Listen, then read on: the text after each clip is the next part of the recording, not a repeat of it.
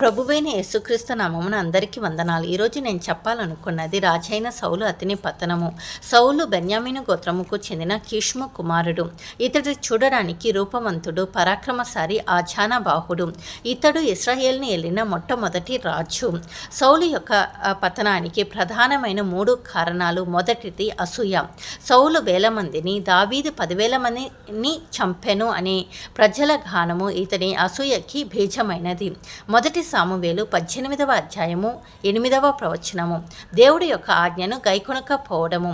మొదటి సామువేలు 15వ అధ్యాయము 15వ వచనము మరియు 21, 22వ వచనాలు.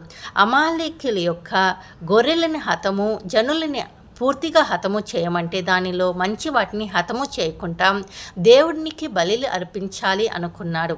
మూడవది కన్న పిశాచములని నమ్మడము. మొదటి సామువేలు 28వ అధ్యాయము 7వ వచనంలో